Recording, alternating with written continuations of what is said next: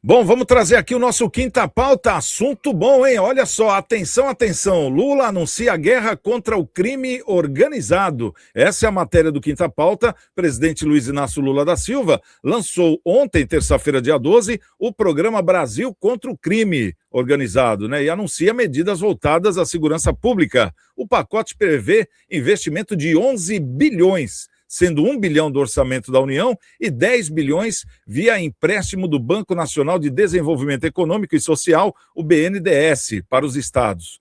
O Brasil contra o crime organizado foi construído em diálogo com os estados, especialistas e forças de segurança pública e tem por objetivo desarticular as bases econômicas, operacionais e sociais das organizações criminosas em todo o território nacional. É o que diz o comunicado da presidência.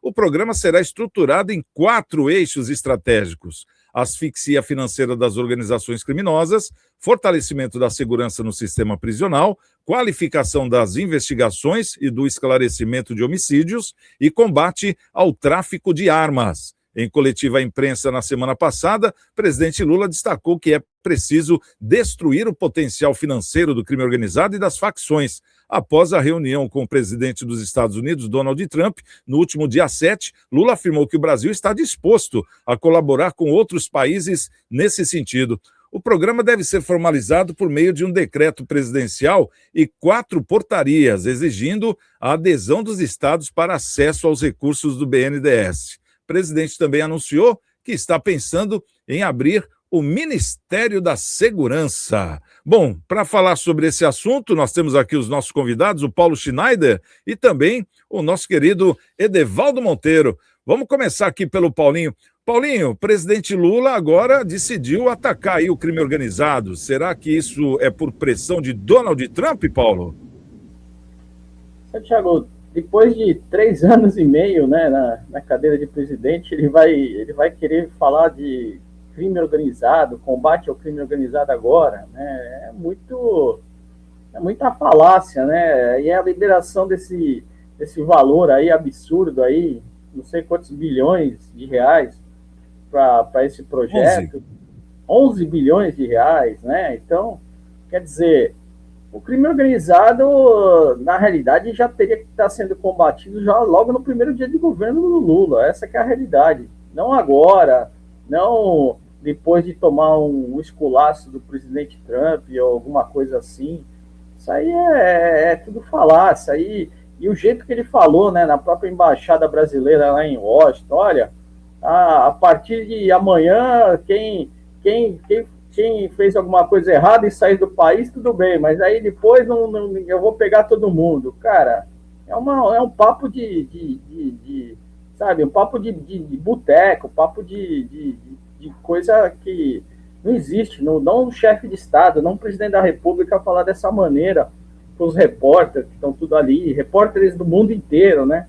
Não é só repórteres do Brasil, repórteres do mundo inteiro, ele falar um absurdo desse. Então, quer dizer, mostra um totalmente despreparo, né, em relação a essa questão.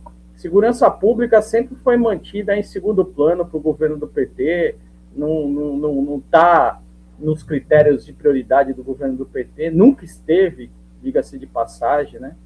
E aí acontece isso aí, é o que nós estamos vendo aí, os desmandos, né? Ele fica nervoso quando fala que existem regiões dentro do Brasil que são dominadas pelo crime organizado. Ele ficou exaltado, ele ficou nervoso quando falaram esse tipo de coisa na entrevista. E tem que mostrar para ele cidades do Nordeste que as pessoas estão se mudando das suas casas porque o crime organizado já tomou conta, né? Eles chegam lá, expulsam os moradores e tomam conta da cidade inteira. Ele tem que mostrar para o presidente, tem várias entrevistas aí, várias entrevistas da TV Record, várias entrevistas da própria Rede Globo falando sobre isso, né? Da invasão de comunidades, de cidades no Nordeste que estão sendo invadidas pelas facções criminosas, né? A invasão dos morros no Rio de Janeiro, né? Tanto por facções criminosas como pela milícia, né? É um verdadeiro absurdo.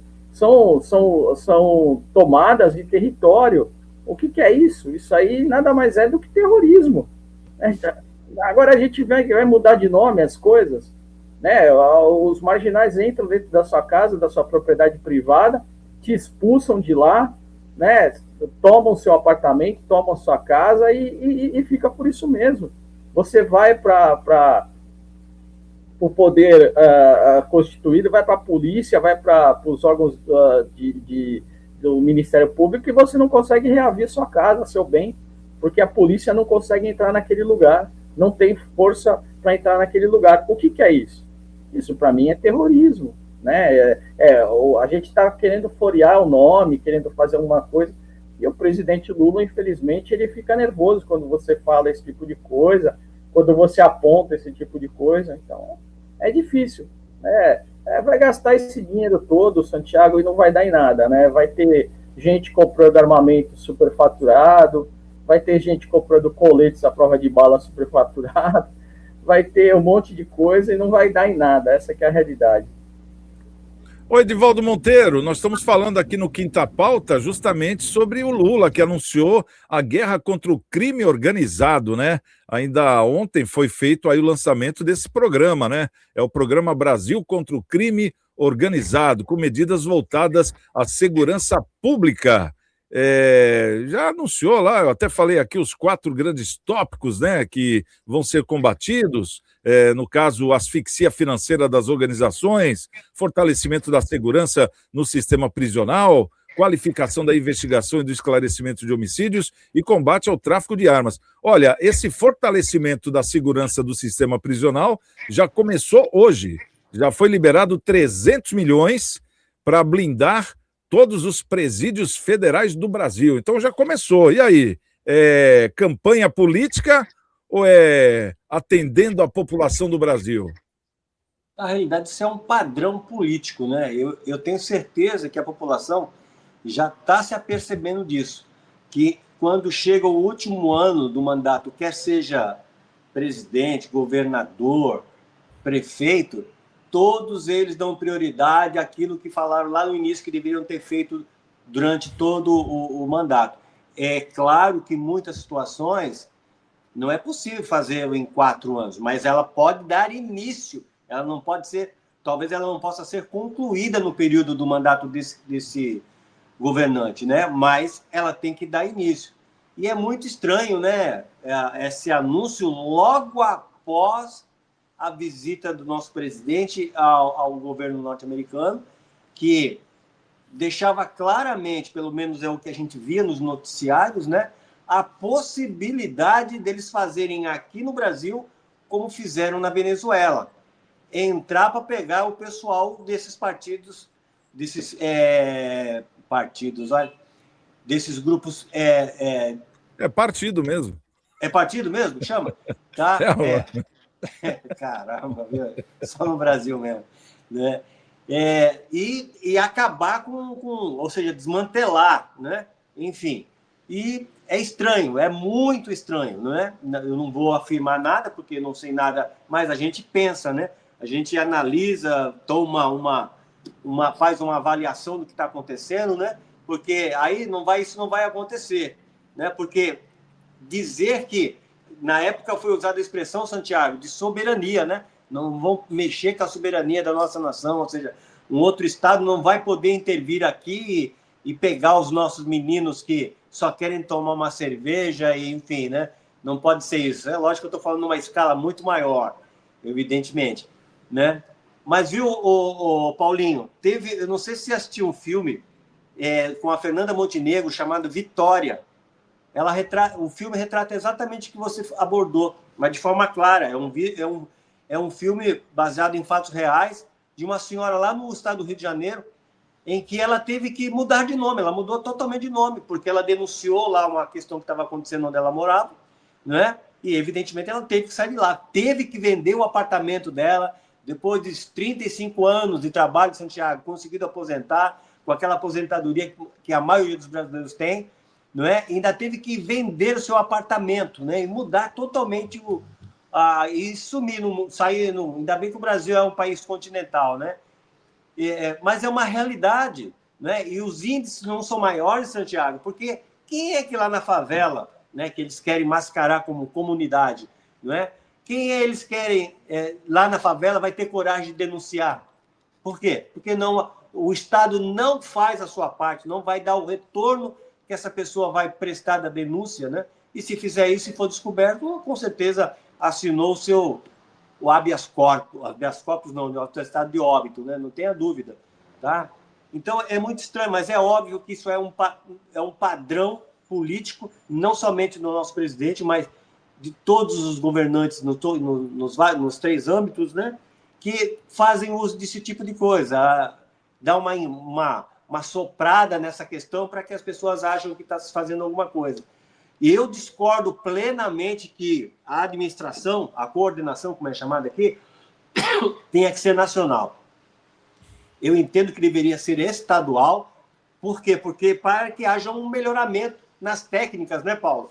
Tá? Cada um vai melhorar, vai oferecer o que tem de melhor, como é que está tendo resultados, né? Ao contrário, se você manter a coordenação só pela questão do federal, não é? Que aí não pode ter intervenção, não pode fazer nada. E bem como disse o Paulinho, a questão do superfaturamento, de tudo aquilo que for necessário para que isso possa funcionar. Se é que vai funcionar, né? É mais um ministério, com certeza ele vai existir, e aí você, Santiago, vai pagar, o Paulo vai pagar, eu vou pagar, todo cidadão vai pagar esse tipo de coisa. Né? Infelizmente, é esse tipo de política que nós recebemos, da confiança que os eleitores votam em políticos e, não, na verdade, não tem como demitir esse funcionário, porque, como você disse lá, os outros funcionários na outra instância tem reclamação de toda a ordem, mas não conseguimos demiti-los, Santiago. Né? Eles mesmos pegam o processo que recebem contra si mesmos e eles mesmos julgam isso e simplesmente engavetam aquilo lá e ponto final. Isso dentro de um Estado democrático de direito, é um absurdo isso que está acontecendo. Né? Você ser juiz de você mesmo, de uma acusação que está sendo feita contra você. Mas, enfim... Mas se fosse só isso, né, Edivaldo, eu acho que estaria de bom tamanho. O problema, que nem o que vai muito em contra a nossa pauta, é que esses próprios que fazem isso que você falou, eles são os mesmos que soltam os narcotraficantes aí pela porta da frente das prisões, né? Essa que é a grande verdade. E nós estamos falando aqui de combater o crime organizado, que é justamente isso. Então, Paulinho, uma coisa que o Edivaldo falou que eu concordo, é essa questão da segurança a nível estadual, né? Que não se tem hoje. E a necessidade do Rio Grande do Sul é diferente da necessidade lá do Acre, vamos supor, né?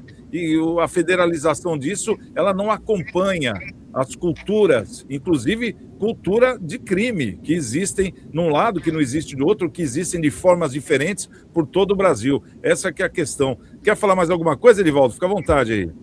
Eu falo com muita propriedade, porque é da minha área, a área da contabilidade. Você imagina, como é que pode um negócio desse, né? Qualquer um de nós aqui, de repente, é acusado de um crime, e aí a gente paga a fiança.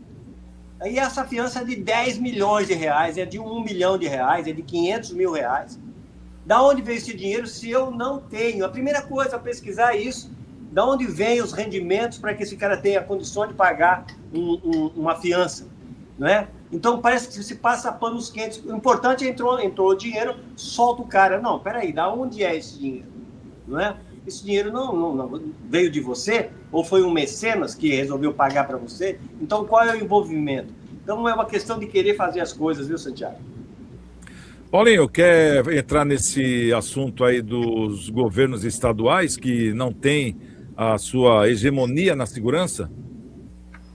Santiago, o problema é que nem eu já havia falado, né? O presidente Lula, ele fala sobre crime organizado, essas coisas. Por exemplo, quando chega no Congresso Nacional, a bancada do PT, PSOL, do CDB e os PC do caramba, na hora de endurecimento das penas, eles sempre voltam atrás, né? Então, a redução da maioridade, o pessoal vota contra, né? A gente teve agora, aqui no estado de São Paulo, aquele crime bárbaro, né? Que duas crianças foram atacadas, violentadas, e na maioria eram menores, né? Acho que de 5 ou 6 que atacaram essas crianças, 5 eram menores, e um era maior, que foi preso lá na Bahia, que a polícia baiana, fazendo um excelente serviço, ainda prendeu esse marginal lá e mandaram aqui para o estado de São Paulo. Então, quer dizer, sem a redução da maioridade penal, sem um monte de coisa, a estupradores, a gente tentou passar penas aí de castração química, o PT, PSOL, PC do caramba, votaram contra, tudo que era a favor das mulheres, de violência contra as mulheres, a realidade é essa, o pessoal da esquerda vota contra. O direito a mulher portar armas, se está na Lei Maria da Penha, é votado contra. Então, quer dizer, tudo é votado contra. Tudo é votado contra. Aí vem o governo falar agora de lei, anticrime, de não sei o quê. Isso tudo é uma falácia absurda, né? Eu acho assim, as mulheres que veem candidatos aí, ou candidatas, e falando, vou defender a mulher, eu sou a favor da defesa da mulher. Eu acho que as eleitoras, ela tem que pesquisar o passado dessa pessoa. Como ela votou, ela foi a favor ou foi contra a castração química de estupradores? Ela foi contra ou a favor do direito da mulher portar uma arma para se defender? Ela foi contra ou a favor da redução da maioridade penal com esses crimes hediondos aí, como estupro, como roubo seguido de morte, como vários outros, sequestro. Então, ela foi contra ou a favor? Eu acho que as eleitoras têm que começar a pesquisar quando esse pessoal aparece na televisão, que é muito bonito, né? Aparece a pessoa toda de terninho claro, né? Com aquele fundo bonito, né? Aquela paisagem, falando que é a favor das mulheres. Eu acho que as mulheres têm que começar a pesquisar. Pesquisem essas pessoas que falam que são a favor de vocês e como elas votam. Isso é importantíssimo. Se elas votam mesmo pensando na defesa das mulheres, se elas votam mesmo pensando na defesa de toda a coletividade. Então, quer dizer, hoje em dia, Santiago, as pessoas, aquele problema do civismo, né? Daquele civismo que eu estava falando no primeiro bloco. É a falta de civismo do eleitor. Então, muitas vezes aparece uma pessoa lá, toda bem trajada, né, com aquela cara angelical, tudo falando que é a favor das mulheres, mas o que essa pessoa fez no Congresso Nacional? Né? A gente tem que ver se realmente ela é a favor das mulheres. Eu acho que votando contra essas pautas, eu, homem, votando contra essas pautas, eu não sou a favor das mulheres. Muito pelo contrário, eu quero que as mulheres continuem indefesas, eu quero que as mulheres continuem sendo subjugadas, eu quero isso. Eu quero que os estupradores, esses caras, não tenham redução da maioridade penal. Então, quer dizer, tem que ver o que essas pessoas fazem, o que as pessoas falam, né? Porque na hora das eleições, agora é todo mundo a favor das mulheres. Eu acho que isso é um negócio tão lindo, maravilhoso. Todo mundo é a favor das mulheres.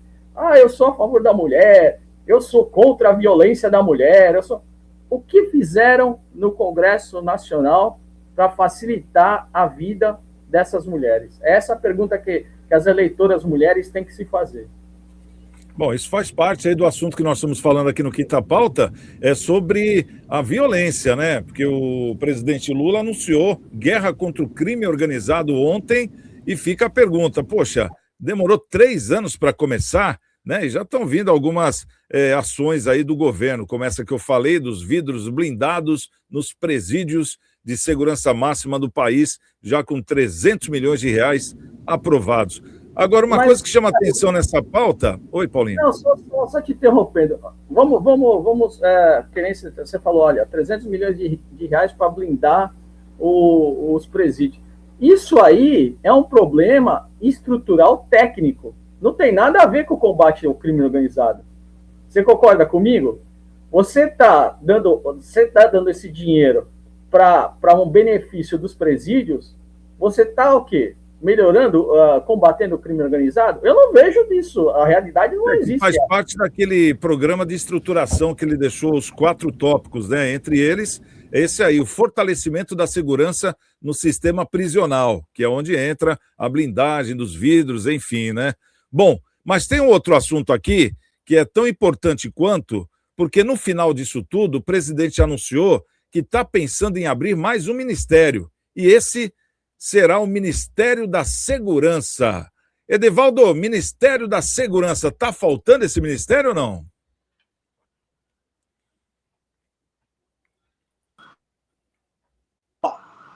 Desculpe. Então, claro que não. Como eu falei na minha participação anterior, momentos anteriores, de não haver a necessidade da criação de um novo... Quer dizer, é mais custo para a União, é mais custo para o país, somos nós que vamos pagar isso aí. Para eles, simplesmente se resume isso, né? Vamos colocar pessoas, vamos criar um staff aí para poder cuidar disso aí. Não deveria estar sob a responsabilidade da União, isso sim, do Estado. Não deveria haver ministério nenhum, né? Sim, poderia haver uma coordenação, tal, mas nada de... As coisas têm que partir de lá. Ora, passa as diretrizes e cada estado tem uma realidade, como disse o Paulinho, cada estado tem uma particularidade e isso vai ser adaptado de acordo com a particularidade de cada estado. Agora, por exemplo, o que você acaba de falar é um absurdo. Eu pergunto para quê? Paulinho, para que a questão de vidros blindados para os presídios? Fala para mim. Entendeu? Qual é a necessidade mesmo técnica para isso, gente?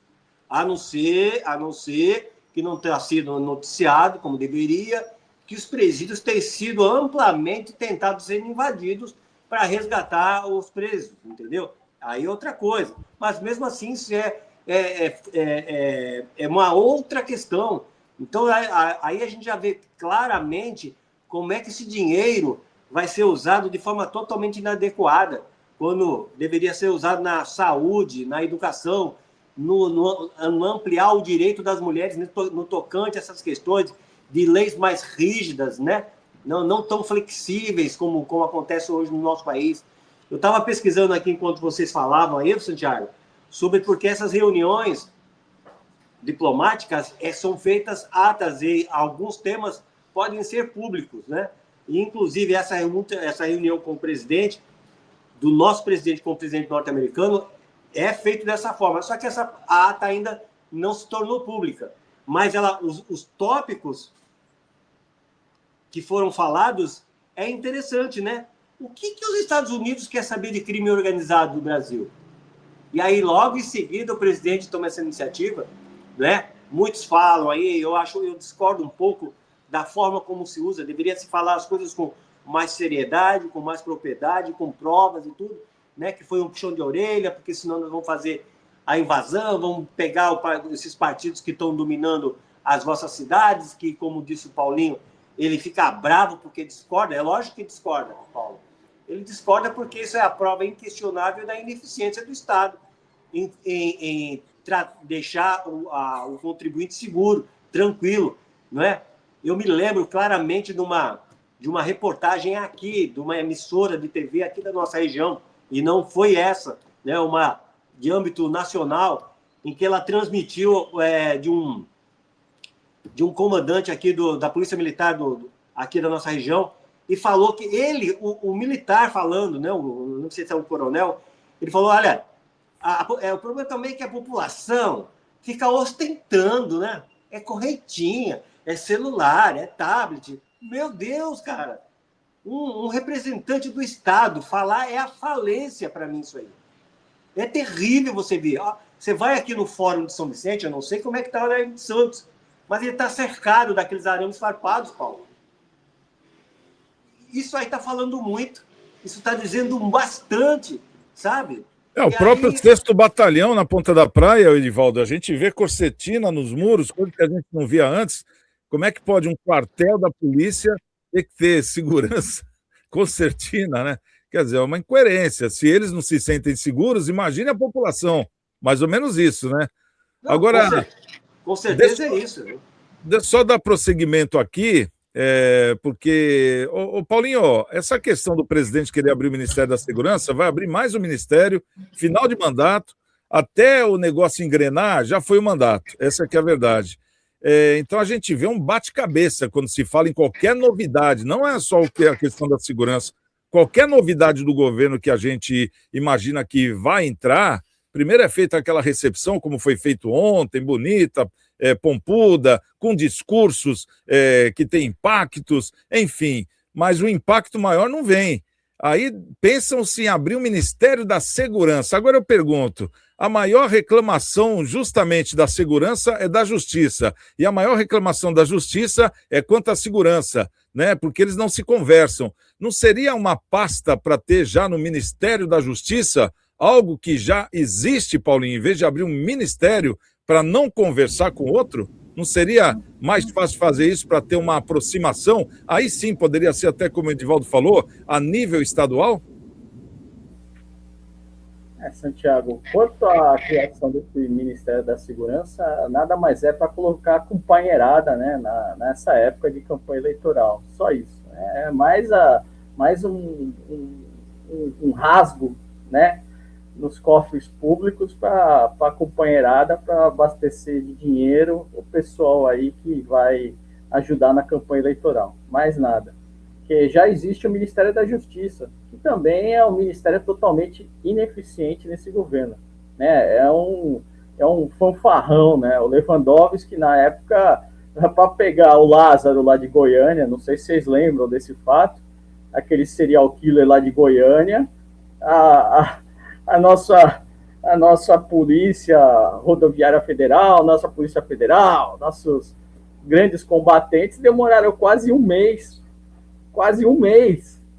para pegar um cidadão que estava escondido no meio da mata. Então, é uma falha, uma falência absurda, né?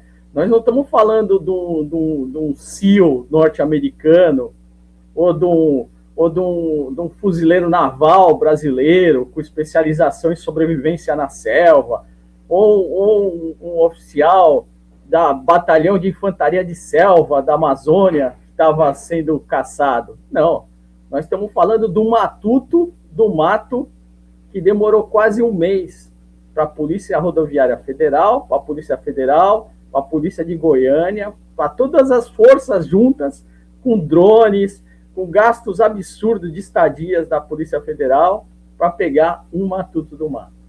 Então, quer dizer, daí você já vê a competência, né, que existe no nosso Ministério da Justiça.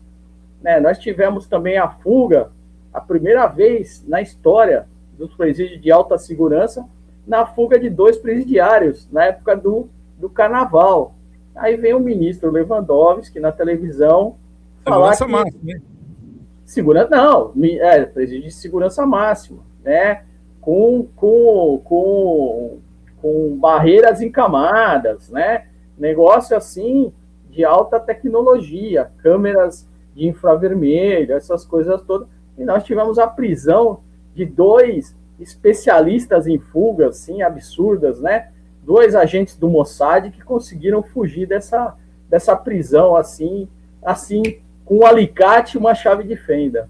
Então, quer dizer, você vê como o nosso Ministério da Justiça é uma brincadeira, uma falácia, né? Você vê o nosso ministro da Justiça, o Lewandowski, indo renovar seu porte de arma para a Polícia Federal, e ele é contra o porte de arma para o cidadão comum, é contra o porte de arma para o cidadão.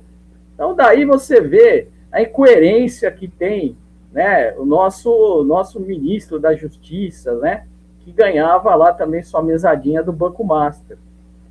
Então, cara, é aquilo que eu falo, a segurança pública aqui nesse governo é levada muito à brincadeira, à falácia. E é o calcanhar de Aquiles do governo Lula, né? A gente sempre comenta sobre isso. A segurança pública vai estar em todos os debates, vai estar sendo falada. E aquilo que você falou muito bem, né? A própria justiça solta, né? A gente vê a Polícia Civil aqui do estado de São Paulo, ela fez uma prisão, ela fez campana de várias semanas para pegar o André do Rap, né? Que ele foi preso naquela casa lá em Ilhabela, com o iate parado, com o helicóptero parado, né? A Polícia Civil ainda estava com jornalistas do lado, teve até a suborno, né, oferecidos para policiais. Isso foi relatado pelo jornalista, né? A Polícia Civil, com grande honradez, prendeu o André do Rap, levou ele à justiça. E o que aconteceu com o André do Rap? saiu pela porta da frente do presídio, com habeas corpus do STF.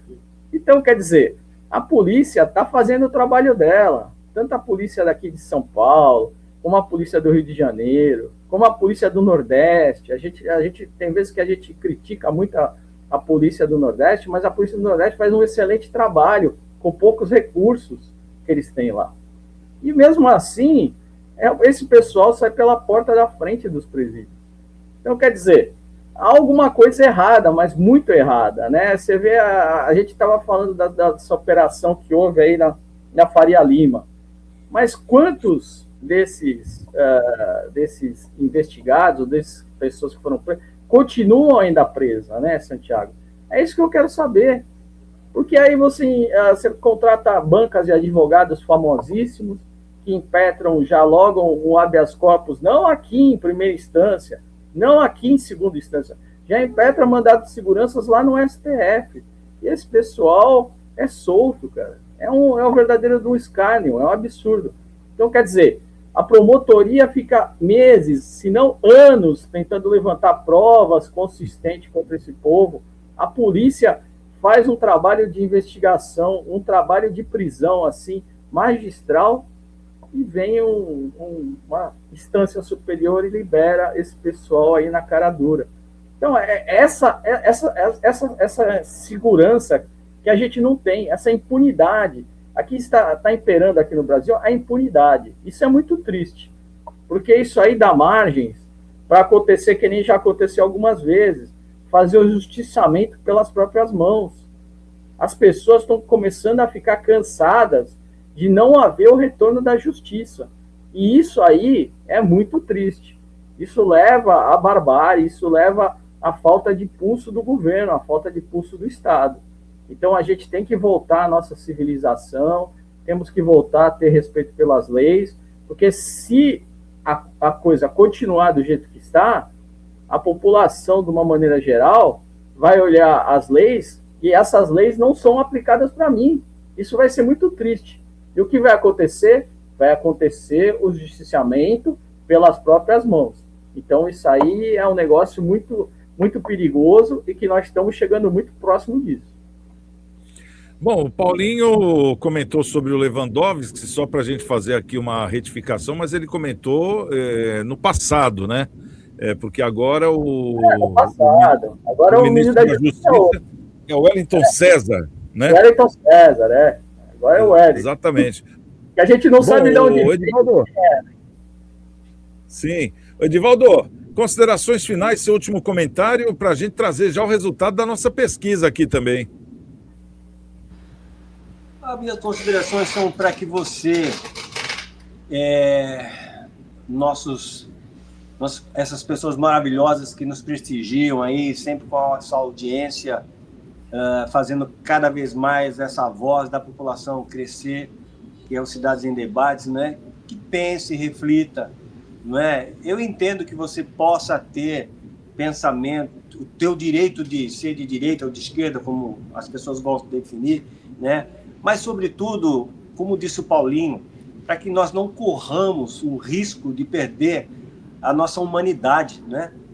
Começar a fazer justiça pelas próprias mãos. Então, veja bem quem você está querendo que governe o nosso país, o nosso município, os nossos estados, né? É você que decide, né?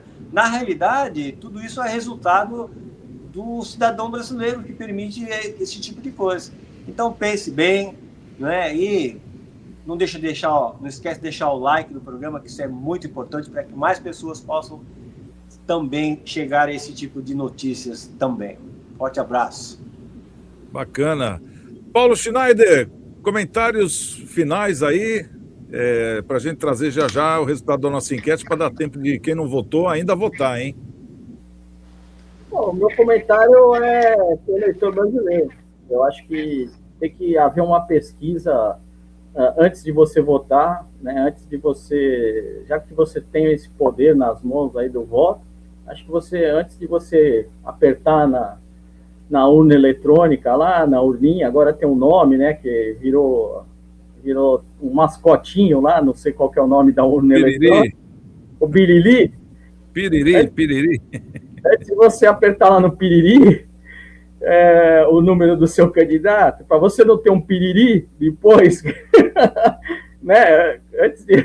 Para você não ter um piriri depois que você tem lá o número do seu candidato depois, pesquise quem é o seu candidato, veja o que ele fez, né? Veja qual é o passado, o que ele pensa, né? Se ele mudou muito do que ele pensava antigamente, isso eu acho que é importante. Isso se chama civismo, é o que falta aqui no nosso povo, que falta para o brasileiro, né? Tem que ter aquela... Antigamente a gente tinha, né, Santiago, educação moral e cívica, né? Na escola. O SPB. O SPB, né? A gente sabia, olha, o executivo faz isso, o legislativo faz aquilo, o judiciário... Hoje já não existe mais, então acho que essa mistura agora, o pessoal não sabe nem o que cada poder faz, o que tem que ser feito, né? Exatamente. Bom, a nossa enquete aqui, vamos saber o que deu o resultado? Então, nós fizemos essa pergunta aqui durante o programa. Na sua opinião, a direita está dividida? Em referência àquele quebra-pau lá do Eduardo Bolsonaro, entre aspas, né? Deixou até o Jair Bolsonaro, o pai dele, passou mal, né? Quando ficou sabendo que a indicação para o Senado de São Paulo não iria ser a sua, e sim a do filho Eduardo Bolsonaro, que mudou e não avisou. Então deu aí um mal-estar tremendo na direita e repercutiu e refletiu em todo o staff aí, né? E a gente fez essa pergunta, você acredita que a direita está dividida depois de mais esse, vamos dizer assim, quebra-pau? Sim ou não? 78% dizendo que sim, 22% dizendo que não. Então, quer dizer, é o que a gente está reparando. Os caras estão lavando roupa suja no ar ao vivo e a cores em suas lives, né? Pode ser até que eles se arrependam depois, mas depois que foi pro ar já era, não tem como, né? As pessoas ficam sabendo. Então tá aí. Vamos finalizar aqui, quero agradecer ao nosso querido Edivaldo Monteiro, também o Paulo Schneider, você, a nossa audiência querida, muito obrigado pelo carinho. E amanhã, às 11h45, estaremos de volta em mais um Cidades em Debate. Estamos com Deus, ótimo dia, e amanhã quem chegar primeiro, espera o outro. Até lá.